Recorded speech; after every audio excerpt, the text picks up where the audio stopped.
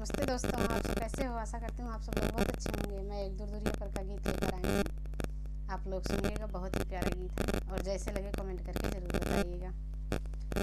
अंगना में चौक पुरौबई असना धरौबई हो, आऊ सनी मैया सोहागिनी बोलौबै दूर दुरिया चाबुआई हो।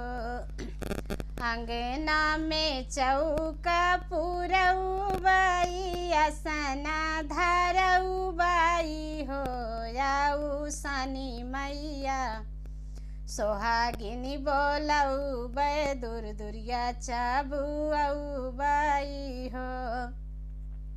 गंगा जले कलशा भरौबई हो, मिया करौबई हो, मैया घियाना कैदियाना जलौबै दूर दुरिया चाबुआई हो। गंगा जले कलशा भरौबई हो, मिया करौबई हो, मैया घियाना कै दिया ना जलौबै दूर दुरिया चाबुआई हो।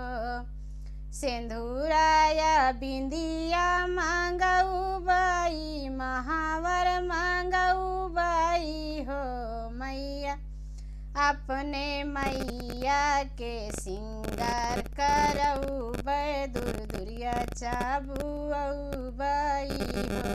अपने मैया के सिंगार करबै दूर दुरिया चाबुआई हो। सिंदूराया बिंदिया मांगौबैया, महावर मांगौबई हो, अपने मैया के सिंगार करौबै दूर दुरिया चाबुआई हो।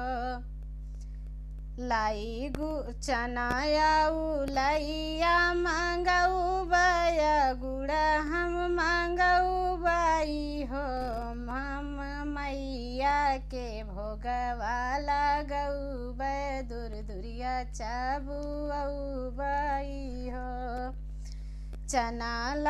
चनाया उलैया मांगौबै, गुड़वा मांगौबई हो, हम मैया के भोग लगौबै दूर दुरिया चाबुआई हो।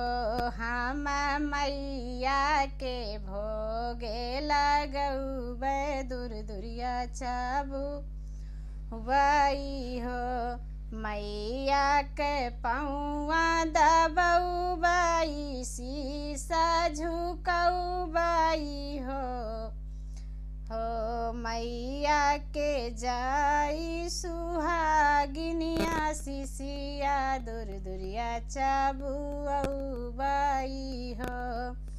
मैया के पौआ दबौबै, शीशा झुकौबई हो, मैया देहाई सुहागिन काया शिशिया दूर दुरिया चाबुआई हो। कैसे के कारी विदैया छोड़त मोहिया लागई, छोड़त मोहिया लागई हो, मैया देहे जायु ये तानी बाचनिया जल्दी फिरियायु हो। कैसे के कारी विदैया छोड़त मोहिया लागई, छोड़त मोहिया लागई हो, मैया देह जाऊ ये तनी बाचनिया जल्दी फिरियायु हो। मैया देह जायु ये तनी बाचनिया जल्दी फिरियाई